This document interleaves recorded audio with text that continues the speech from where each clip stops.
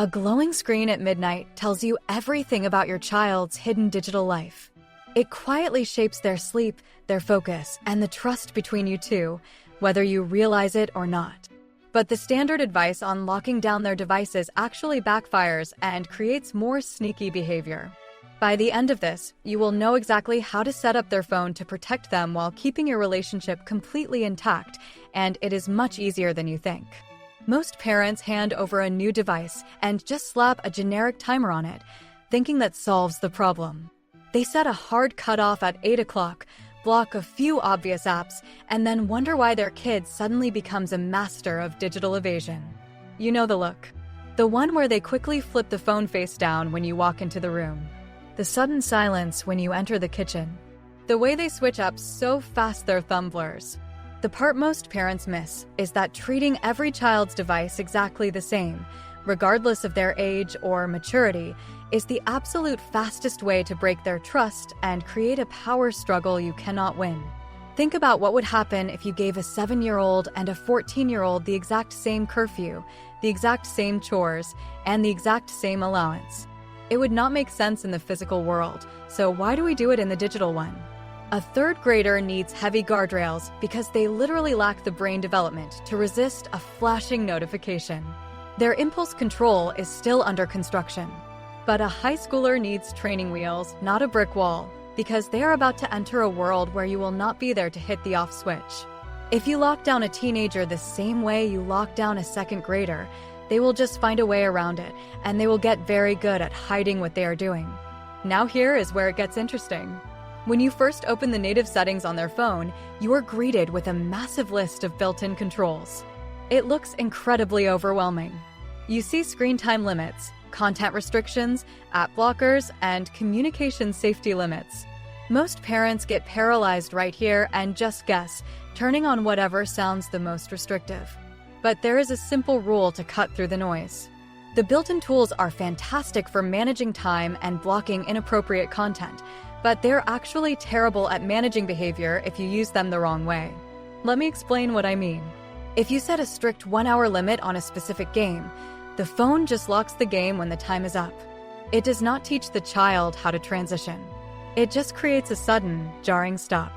Picture this. Your child is in the middle of a multiplayer match with their friends. The screen goes black, and they lose all their progress. They are not learning time management in that moment. They are just learning to resent the phone, and by extension, they start resenting you for enforcing it. It turns a teaching moment into a battlefield. And this one small shift changes everything. Instead of hard app limits, use the downtime feature to create natural boundaries. Downtime does not just abruptly cut them off. It gently dims the screen and restricts access to everything except the apps you specifically allow, like a calculator, a Maps app, or an audiobook reader. You set it to start at 8 in the evening. When 7:55 rolls around, you can sit with them and say, "Hey, the phone is going to wind down in 5 minutes. Where do you want to save your game?" You are giving them a runway to land the plane, rather than just pulling the emergency brake.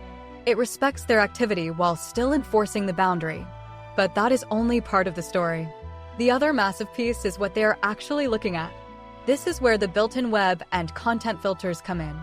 For younger kids, you want to set this to limit adult websites automatically. But here is a secret most parents never notice. The default filter sometimes blocks completely innocent educational sites because of a weird keyword in the web address. What happened next surprised even me when I first tested this. My own kid was trying to research a historical event for a school project, and the page just blocked them. When they got frustrated and tried to type the web address slightly differently to bypass it, the filter ignored it, and suddenly they had access to things they should not have seen. The filter was just too blunt. It was blocking good stuff, so they found a workaround for the bad stuff. This is exactly why you have to review the blocked and allowed lists together. Sit down with them once a month and say, "Let us check if your phone is blocking anything it should not." You instantly flip the dynamic from you versus them to both of you versus the machine. If you want calmer, more confident parenting in a screen-filled world, sticking around is probably the simplest way to stay one step ahead of what your kids are facing. We break down these tricky digital milestones every single week, so you never have to figure it out alone. Now let us talk about the single most powerful setting that almost nobody uses. It is called communication limits. Most parents focus entirely on screen time, but they completely ignore who their child is actually talking to. This setting allows you to control who can contact your child during the day and, more importantly, during downtime. You can restrict their contacts to only family members, or you can allow specific friends. Think about what would happen if a stranger could just walk up to your child in the middle of the night and whisper in their ear. That is exactly what an unmonitored messaging app does. By using communication limits, you ensure that when the phone goes into downtime mode, the only people who can reach them are the ones you have explicitly approved.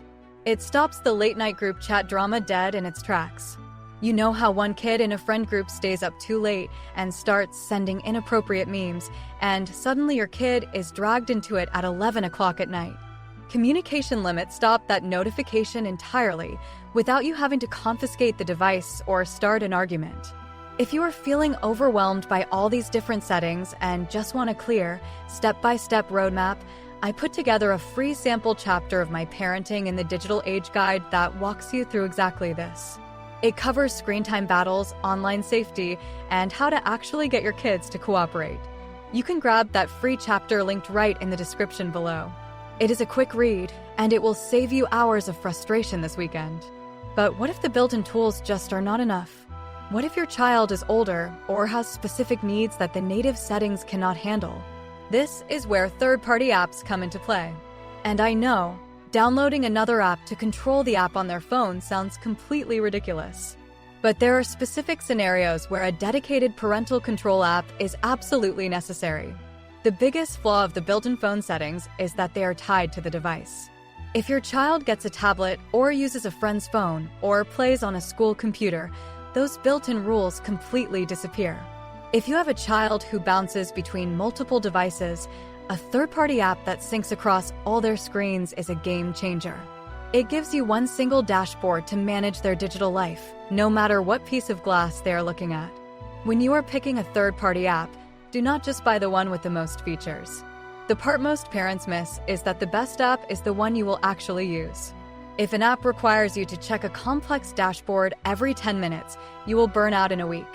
Look for an app that sends you a simple, clear daily summary. You want to know if they tried to access something inappropriate or if their screen time spiked, without having to micromanage every single click.